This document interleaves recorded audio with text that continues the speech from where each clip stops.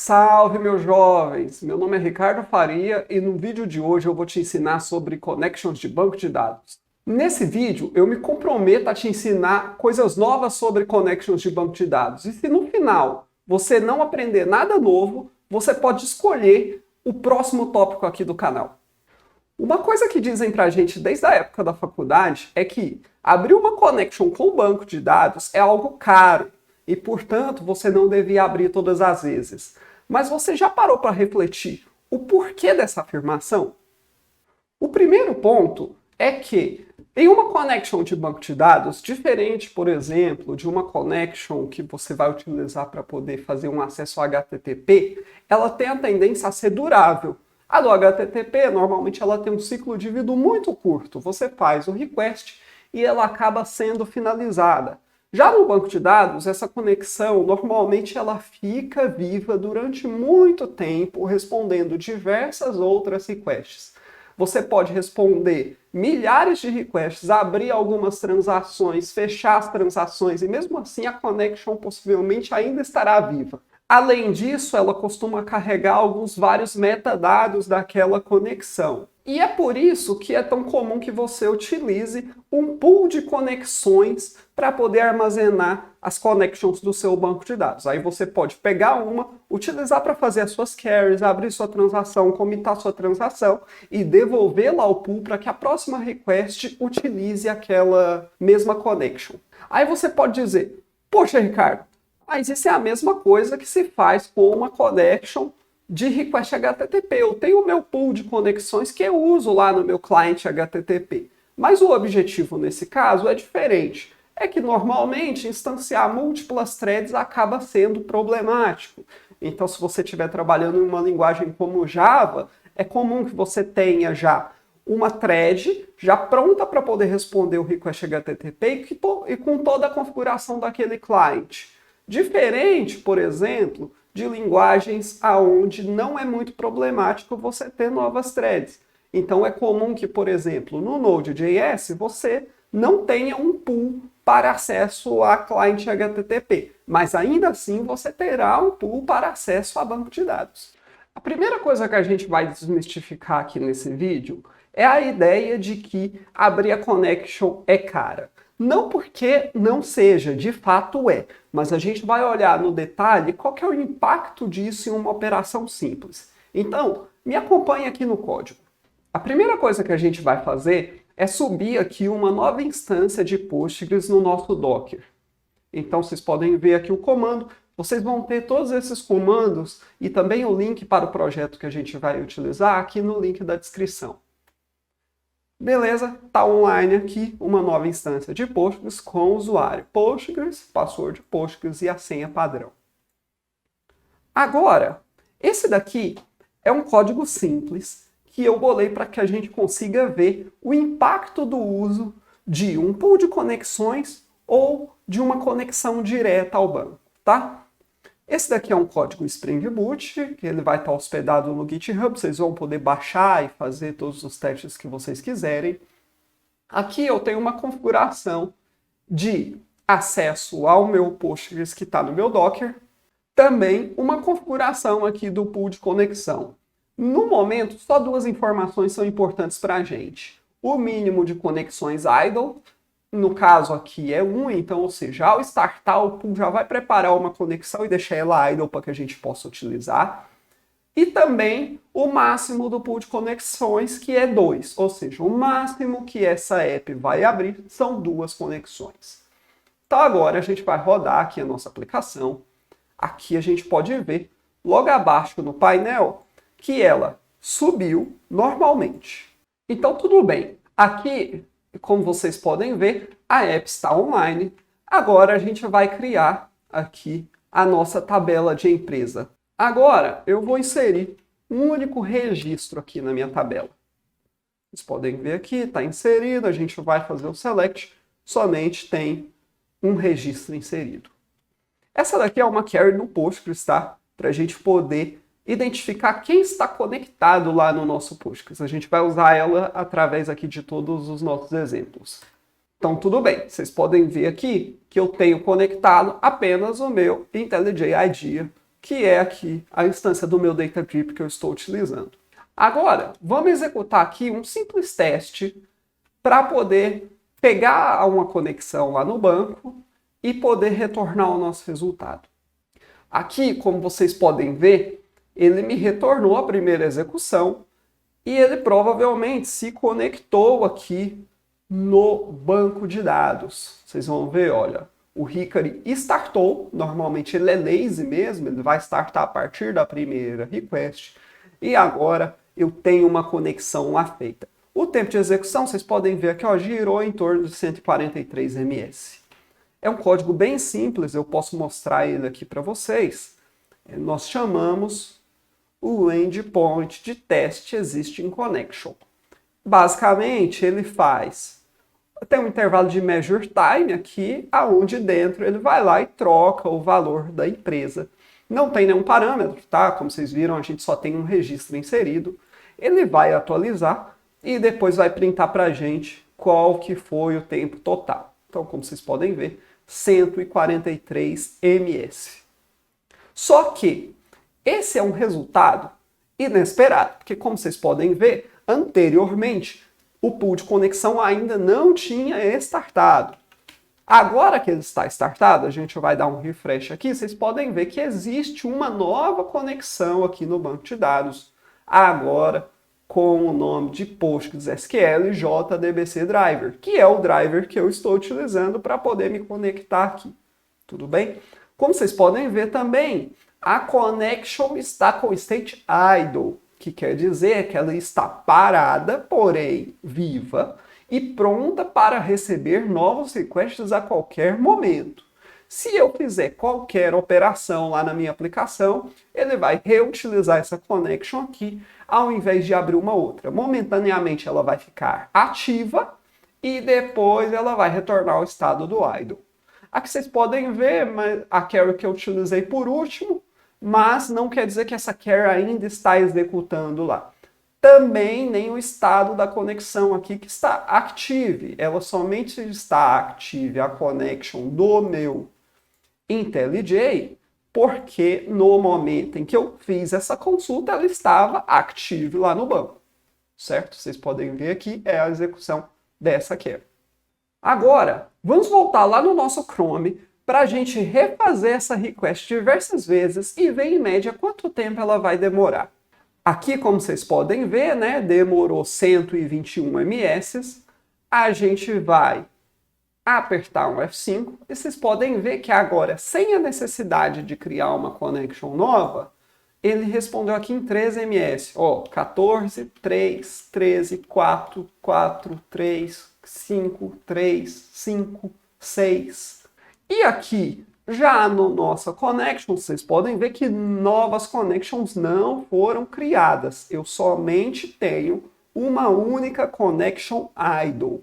Seria diferente se a minha configuração aqui do Hickory dissesse que o mínimo de connection idle são 10. Então aí a minha app criaria 10 conexões.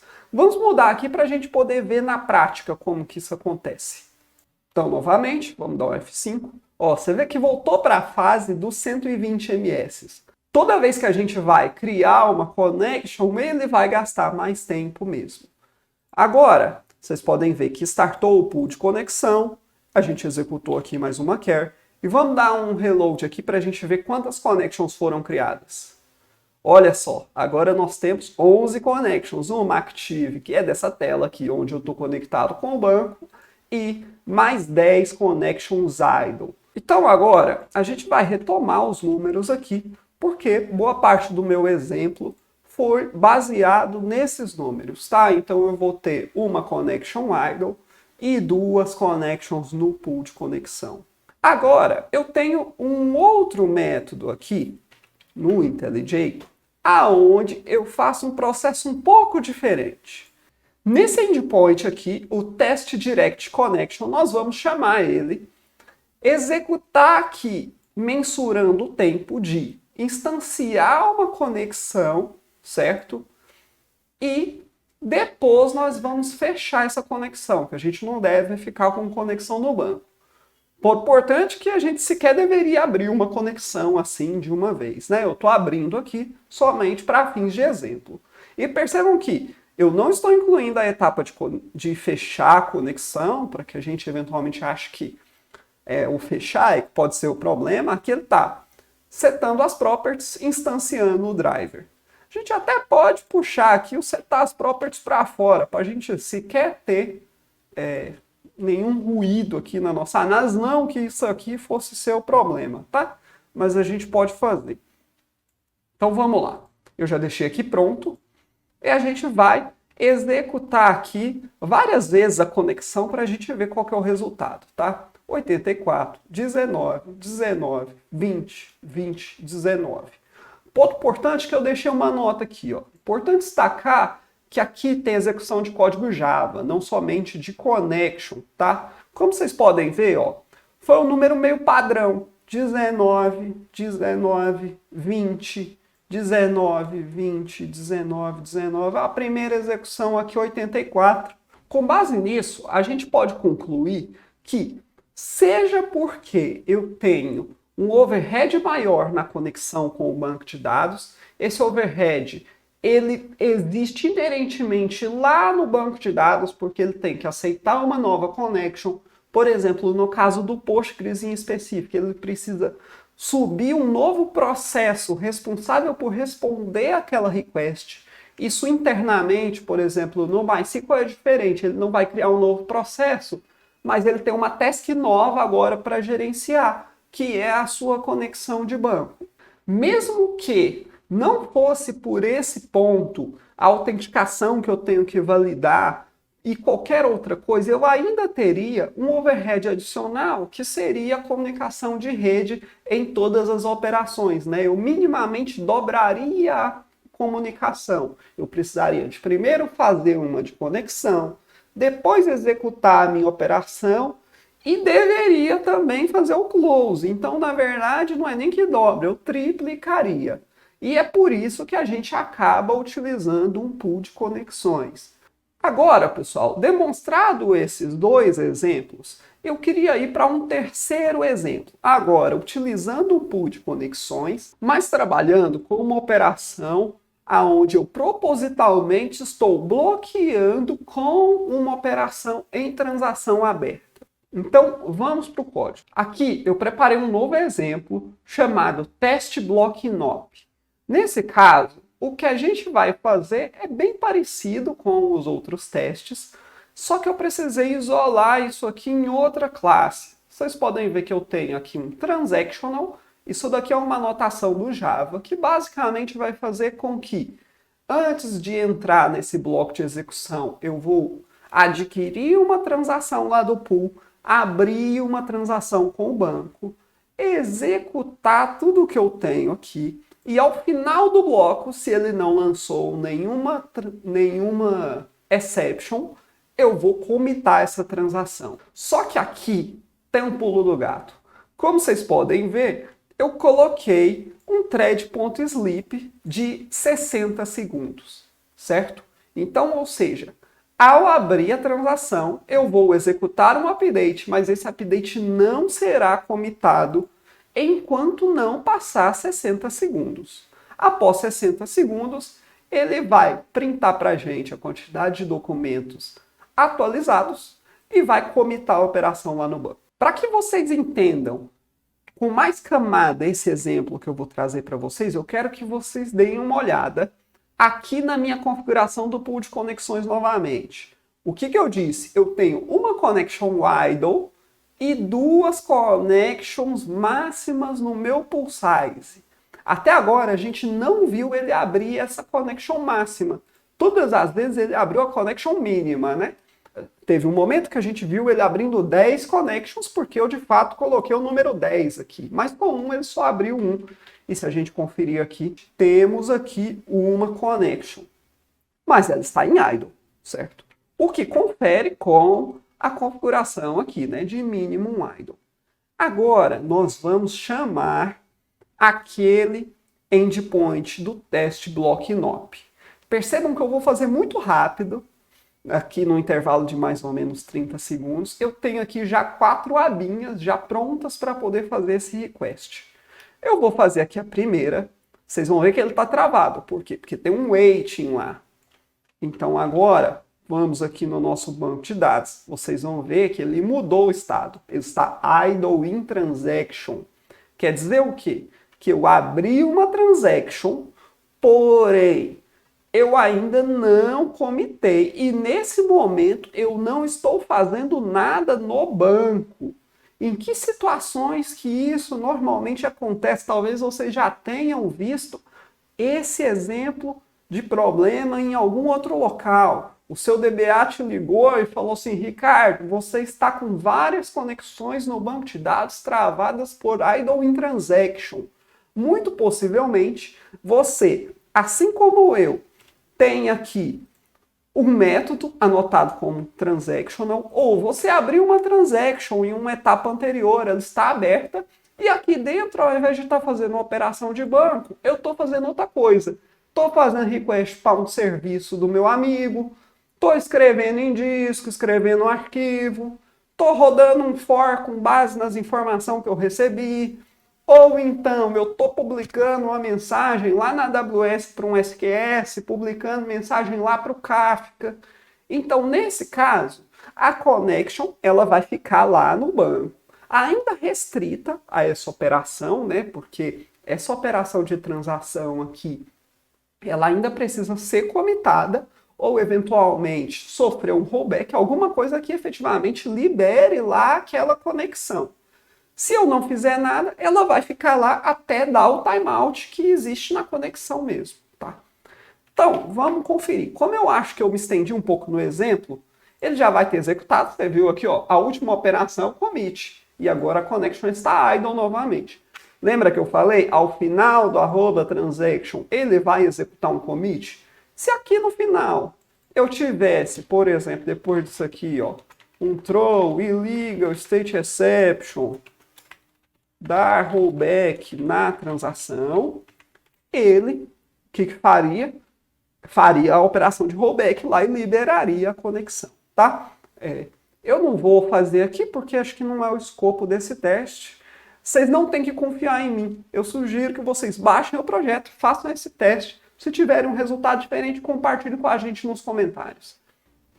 Pessoal, pequena pausa aqui, porque eu tive um contratempo durante a simulação do exemplo, que faz todo sentido. Então eu vou utilizar ele para poder já ensinar um outro conceito aqui. O primeiro ponto é que a minha intenção é de que todos os fluxos entrassem aqui, eles executassem a operação de update, os 2 primeiros e os 2 próximos iriam falhar. Mas aqui o segundo também ficou travado. E é por um cenário óbvio. Vocês podem até ver aqui, ó. Eu tenho 2 logs. Esse daqui é o log da execução. O primeiro diz, eu sou a operação número 1. A gente tem esse atomic integer aqui. E estou esperando uma connection. O log em seguida ele diz, obtive uma connection. Certo? Por quê? Porque ele obteve e executou o update. Primeiro que esse print aqui ele não faz total sentido, porque como existe um transactional aqui, ele só vai printar a informação de que está esperando uma connection quando ele efetivamente obtiver uma connection, o que não é o que o exemplo aqui está descrevendo, tá? Um outro ponto é que, mesmo dizendo que estava esperando uma connection, a operação bloqueou aqui, e a gente já sabe que ele obteve uma connection. O ponto é, eu estou atualizando o mesmo registro em 2 pontos. Então, a primeira operação está locando o registro e a segunda está aguardando aqui nesse ponto. Eu quis fazer essa tangente só ao invés de corrigir, para explicar brevemente esses 2 conceitos que a gente vai ver em outras conversas. Então, agora vamos para arrumar o código. A primeira coisa, eu vou puxar esse bloco integer para cá, certo? Desculpa, para fora do método. Vamos agora fazer um incremento a cada operação aqui de fora, certo? O outro ponto é que nós vamos receber aqui o val int.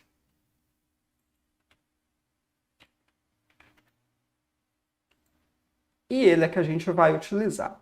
No final, a gente não vai fazer o update em ninguém aqui, tá? Vamos aqui fazer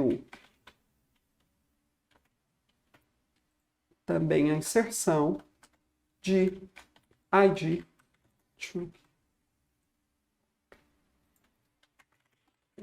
ID igual ID. E aí, assim, no final a gente não vai atualizar ninguém lá no banco, mas efetivamente vai funcionar aqui, tá? O nosso exemplo. Vamos puxar essa operação aqui para trás, para que a gente possa logar, passar por parâmetro o op identifier e puxar aqui para cima. Então, ou seja, se entrou aqui é porque obteve a connection. Se não, aqui é porque está aguardando ainda e não há mais bloqueio entre uma operação e outra. Então agora, vamos ver aqui, F5, F5, F5, F5. Vocês vão conseguir ver aqui no log. Ó, eu sou a operação 1 e estou esperando uma connection. Eu sou a operação 1 e obtive a connection, certo? Aqui o Ricari acabou de startar, você vê porque entrou no fluxo transacional.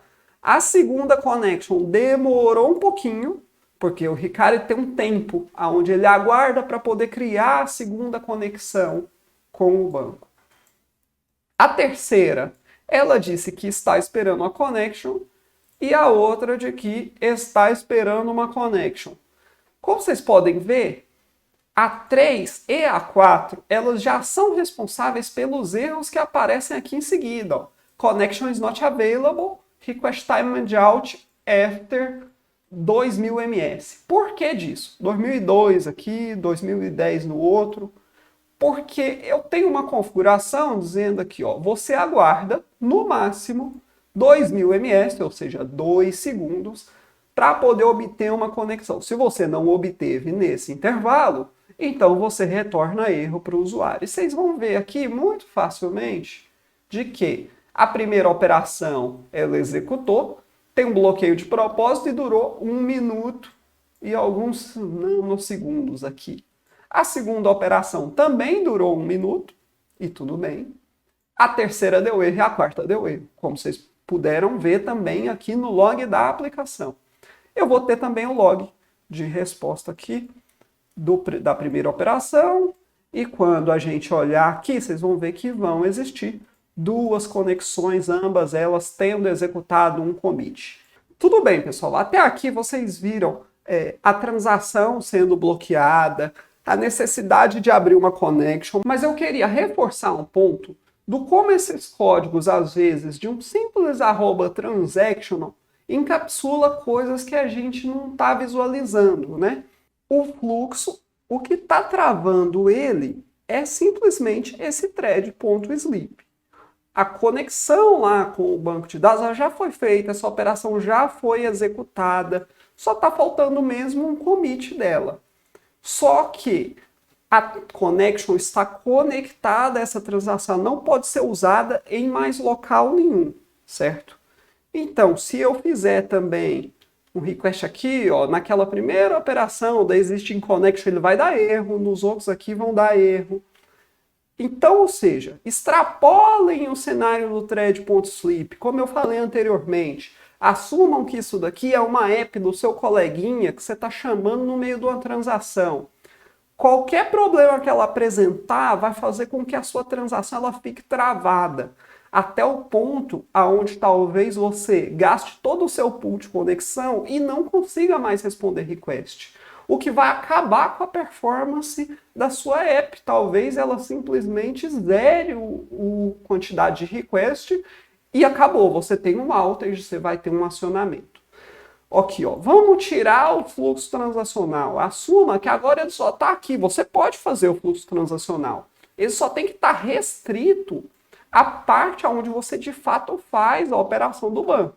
Porque aí tudo bem, eu tenho o thread sleep aqui, que é a request para o serviço do meu colega, que ele ainda vai travar, né? Como vocês podem ver aqui, ó, todas essas requests aqui vão ficar travadas. Porque eu tenho a dependência lá com o serviço. Mas o que já foi no banco, já foi resolvido.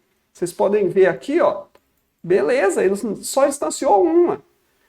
Agora, quer ver, ó, vamos retomar o exemplo aqui do primeiro que falhou, né? Agora, ó, posso dar F5 aqui quantas vezes eu quiser, eu continuo respondendo request normalmente.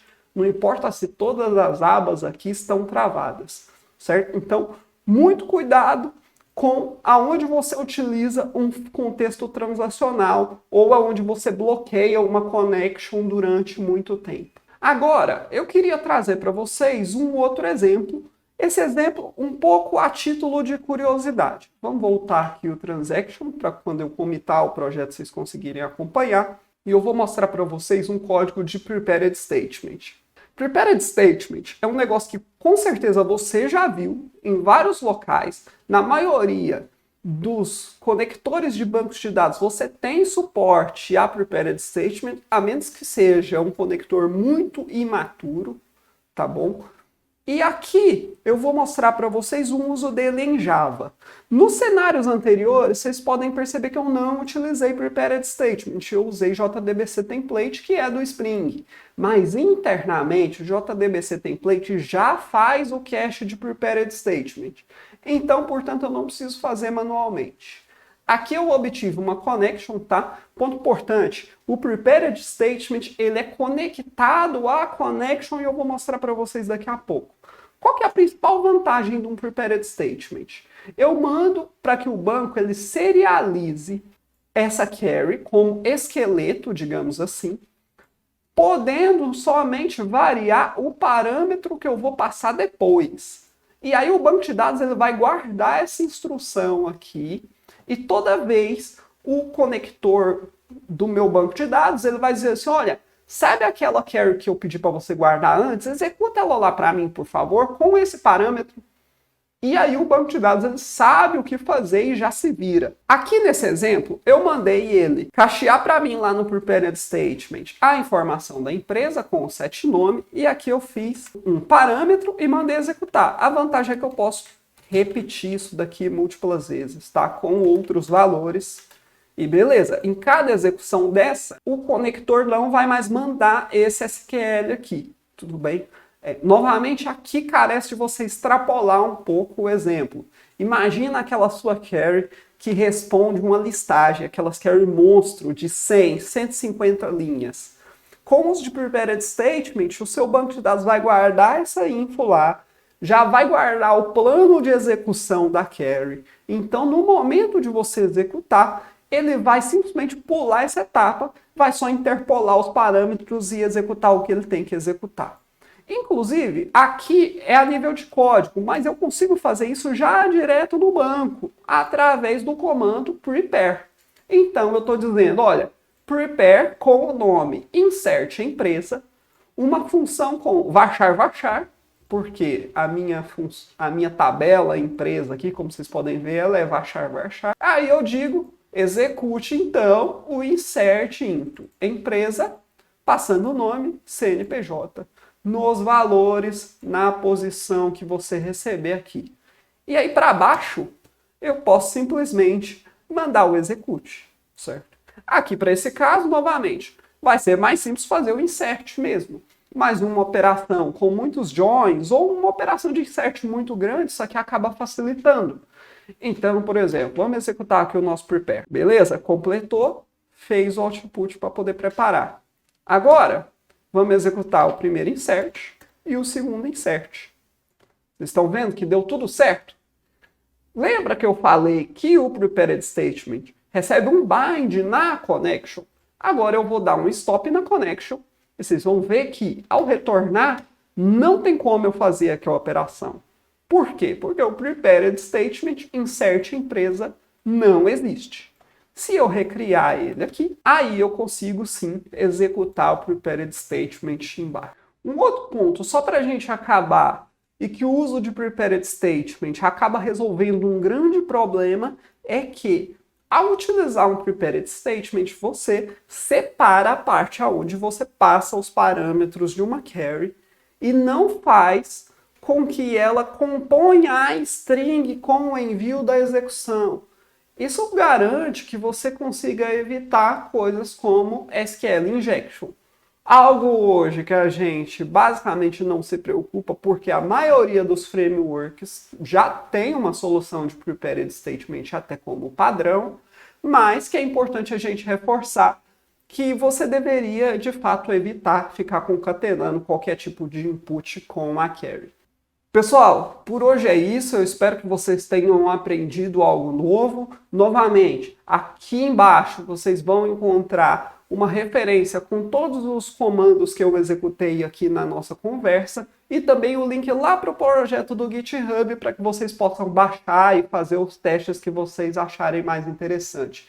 Se tiverem dúvidas ou sugestões, deixem nos comentários.